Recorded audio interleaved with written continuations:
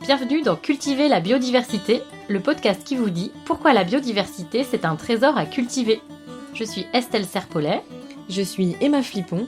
Nous sommes ingénieurs agronomes spécialistes de la biodiversité cultivée et passionnés par la sélection participative.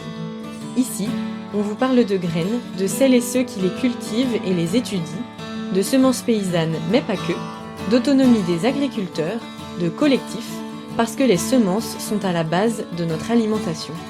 Bref, on vous donne des clés pour comprendre l'importance de la diversité génétique dans les systèmes agricoles et des outils pour agir. Cultiver la biodiversité, épisode 20, partie 1, les millets des espèces à redécouvrir. Alors comme on vous le dit souvent, la biodiversité cultivée, elle a 3 piliers. Donc la diversité des espèces, la diversité des variétés et puis la diversité génétique au sein des variétés. La définition de la biodiversité cultivée, c'est bien ces 3 piliers, mais aussi leurs interactions. Et donc là, dans cet épisode, on va se concentrer sur les millets, qui est une famille d'espèces. Donc là, pour la biodiversité cultivée, c'est intéressant parce que on retrouve les 3 piliers de la biodiversité cultivée en étudiant les millets, parce qu'il y a plusieurs espèces, il y a plusieurs variétés au sein de ces espèces, et puis vous allez voir, le projet qu'on a autour des millets, c'est aussi de générer de la diversité génétique au sein des variétés de millets. Parce que effectivement, du coup, les millets, quand on entend parler des millets, on pense tout de suite aux millets des oiseaux. Mais en fait, le millet des oiseaux, c'est une espèce parmi d'autres espèces qui composent la famille des millets. Aujourd'hui, en France, les millets sont très peu cultivés et très peu consommés. Mais on va le voir, ils sont très intéressants pour beaucoup de raisons. Et du coup, comme on va le voir, le millet, il est déjà un petit peu cultivé à certains endroits, mais l'idée, ce serait de réaugmenter sa culture en France. Donc dans cet épisode, on va échanger avec Thomas Néo d'INRAE, qui est dans l'équipe biodiversité cultivée et recherche participative, avec qui on travaille énormément avec Estelle. Et donc cet épisode est la première partie d'un épisode en 2 parties. Donc la partie avec Thomas, ce sera plutôt sur la partie agronomique et ce qu'on fait pour remettre le millet dans les champs.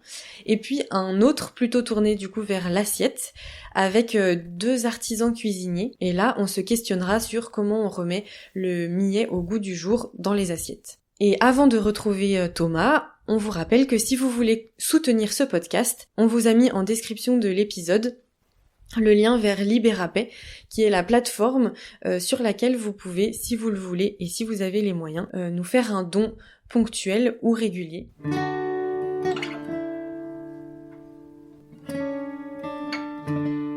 Bonjour Thomas. Bonjour Emma. Donc aujourd'hui, on va, dans ce nouvel épisode de Cultiver la biodiversité, on va parler de millets. Donc c'est une famille de différentes espèces. Et l'idée là, c'est de vraiment comprendre un peu qu'est-ce que dans l'équipe de l'INRA, biodiversité cultivée et recherche participative, qu'est-ce qu'on fait sur cette espèce-là, pourquoi on a choisi de travailler dessus, et puis de voir aussi quelle méthodologie on applique sur le millet pour en gros redynamiser cette culture-là quoi. On est avec Thomas qui va nous parler de toutes ces expérimentations aujourd'hui. Thomas, est-ce que tu peux te présenter ? Donc Thomas Néo, donc je suis apprenti ingénieur dans l'équipe BCRP à INRAE. Donc je suis apprenti, c'est-à-dire que je suis à la fois à l'école et à l'entreprise, donc à l'INRAE. Ok, super, merci. Alors là, on va te poser une des questions signatures du podcast qui est, pour toi, c'est quoi la biodiversité cultivée ? Donc pour moi, la biodiversité cultivée, c'est l'ensemble des espèces qu'on va cultiver dans les champs. Donc on peut prendre différentes dimensions, donc c'est-à-dire à la fois les différentes espèces, les différentes variétés et les différents gènes qui sont au sein même de ces variétés. Et donc la biodiversité, c'est à quel point on a de la diversité au sein de ces 3 dimensions-là. Et du coup, j'imagine que vous mettez ça en place par rapport au millet. Alors du coup, on va peut-être se concentrer maintenant sur le millet. Toi, t'as vraiment travaillé pendant ton alternance en majorité sur ce groupe d'espèces-là.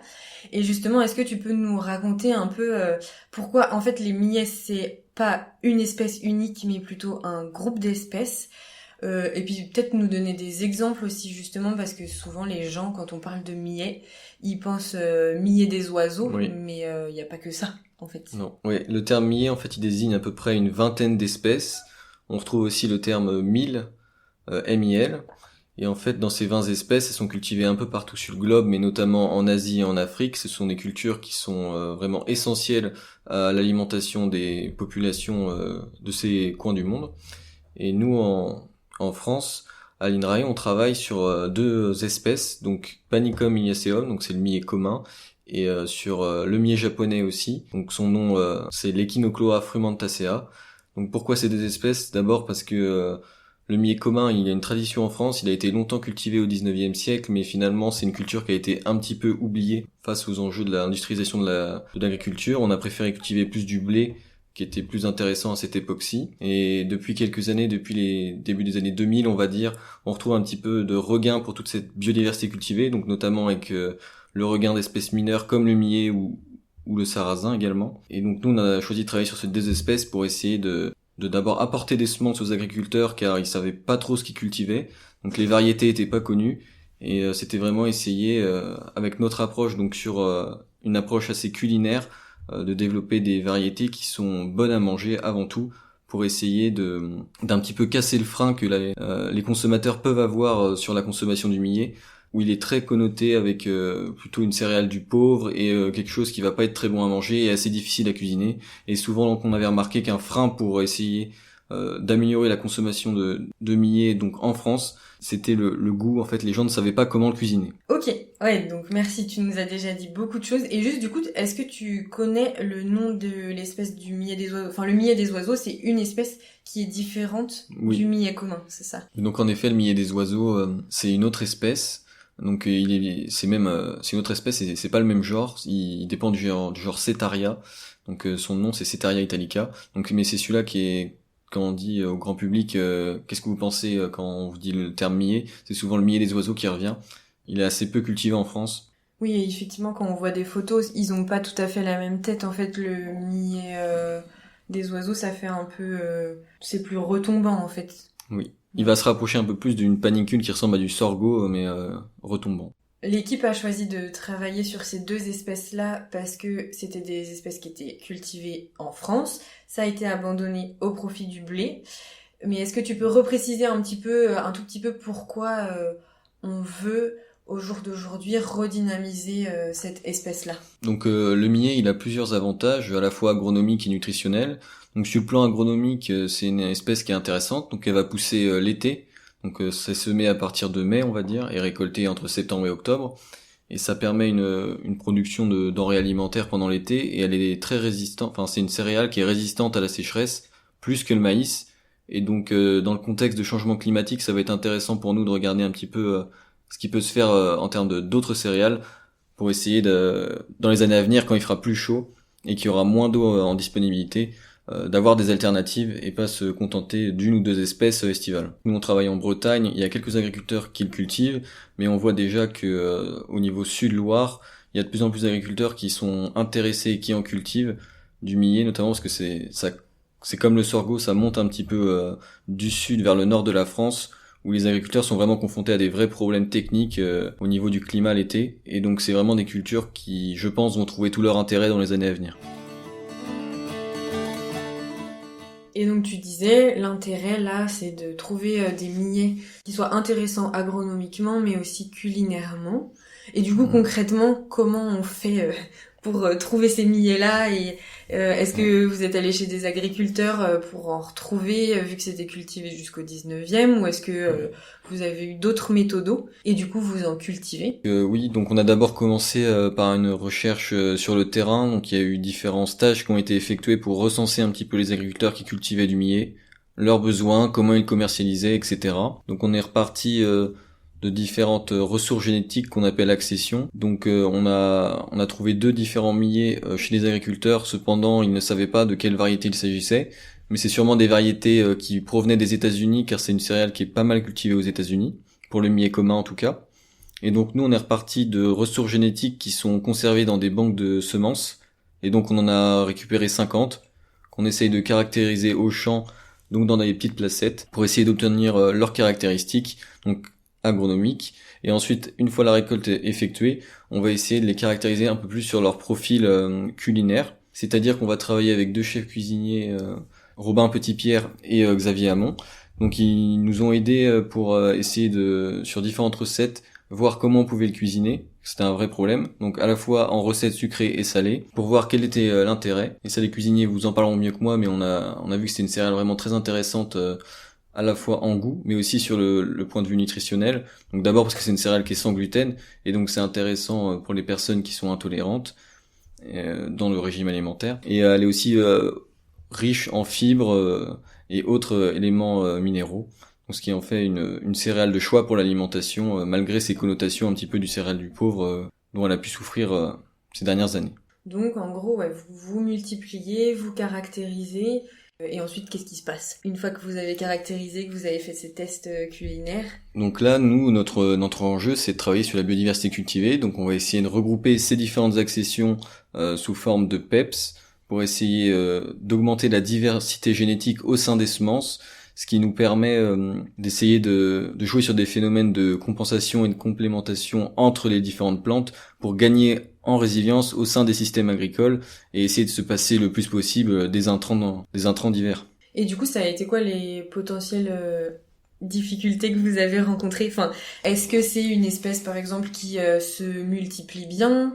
Ça fait combien d'années que vous le faites et quelle quantité vous avez aujourd'hui? Est-ce que tu as une idée aussi de quand est-ce que ça pourra arriver, ces fameuses PEPS, dans les champs des agriculteurs?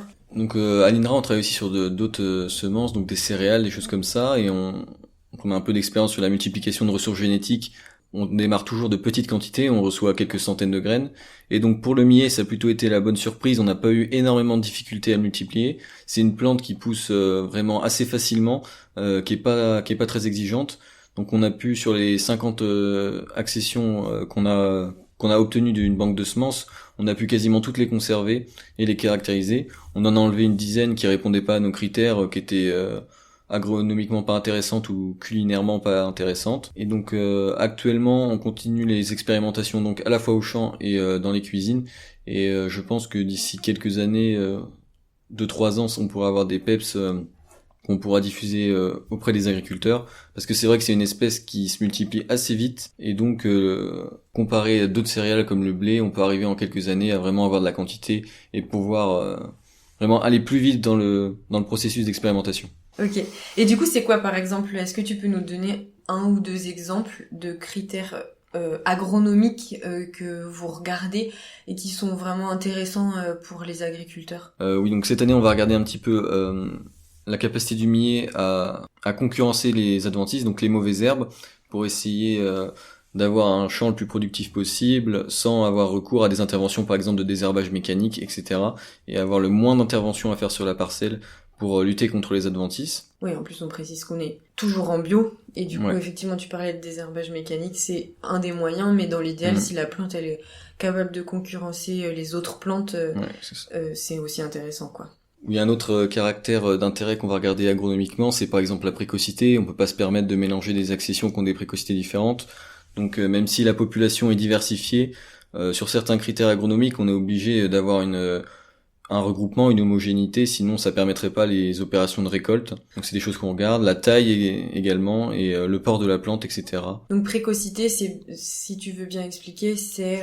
Précocité, c'est la durée du cycle de la plante, c'est-à-dire on a une assez grande large de précocité pour les millets, c'est-à-dire qu'on va avoir des millets du semis jusqu'à la récolte, ça va durer à peu près 90 jours, et on a d'autres qui vont durer, on va dire, 120 jours. Et donc c'est des cycles qui sont pas toujours corrélés entre les différentes accessions, et donc c'est à nous de faire le travail, donc d'identifier, de caractériser, pour pouvoir regrouper de la meilleure manière possible. Merci. Et du coup, oui, j'imagine, enfin, c'est un travail qui est sur le long terme, parce que tu disais, vous avez interrogé des agriculteurs, vous avez fait pas mal de travail d'investigation, en fait, pour savoir qu'est-ce qui était cultivé, où, quand, quelle variété. Quels étaient les besoins également, oui. Qu'est-ce qui en est ressorti d'ailleurs de ça? C'était ce besoin de rassembler les périodes de précocité. Ah, il y avait aussi, vous m'aviez parlé de la notion d'amertume. Le millet, oui, c'est vraiment une plante qui pousse assez facilement dans les rotations en bio. Elle est assez privilégiée. Enfin, c'est intéressant, un peu comme le sarrasin pour lutter contre les adventices. Ça casse les cycles des adventices.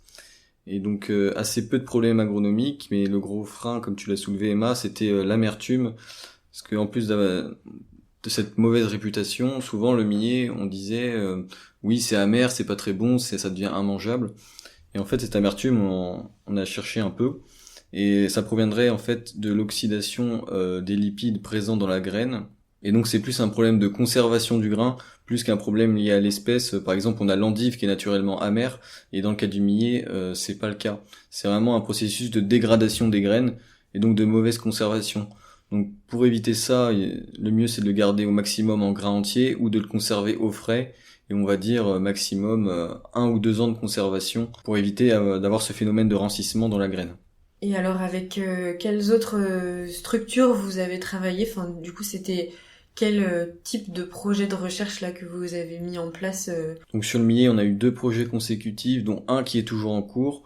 Donc pour ces 2 projets, c'est la fondation Olga qui nous a financé sur 1 an. Et c'était 2 projets d'1 an. Donc le premier projet, c'était millet et sorgho à l'ouest, qui a terminé en fin 2022. Et le projet qui a pris la suite, c'est le projet Rémil. Ouais, super. Et du coup, ça montre aussi que, comme t'as dit, malgré la potentielle mauvaise réputation de l'espèce, il y a des personnes qui trouvent que c'est vraiment intéressant de se replonger dans le travail de cette espèce-là pour on va dire, la redémocratiser. Et du coup, la deuxième question signature un peu du podcast, c'est de demander une recette. Est-ce que t'en as une, du coup ? Ah oui, j'en pense à une là, c'est le pilaé, c'est une recette typique qui vient de Vendée. Oui, ils ont conservé une espèce de tradition culinaire avec cette recette, donc le pilaé, donc qui est fait avec du lait et des semoule de millet, donc c'est vraiment comme un riz au lait, mais avec du millet. Actuellement, il reste 2 régions de production majoritaires qui sont conservées. Il y en a toujours un petit peu partout sur la France, mais les 2 gros bassins de production, donc c'est la Vendée, donc à garder cette tradition culinaire, mais aussi l'Indre-et-Loire, où il y a beaucoup un débouché sur le millet pour l'oisellerie, donc pour la nourriture des oiseaux. Merci d'avoir écouté cet épisode jusqu'au bout.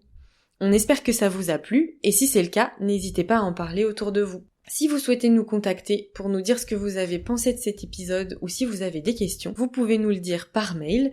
On vous met l'adresse mail en description de cet épisode, ou sur les réseaux sociaux. On est sur Facebook, Instagram et LinkedIn. À bientôt pour un nouvel épisode. Et n'oubliez pas, pour sauver la biodiversité, mangez-la!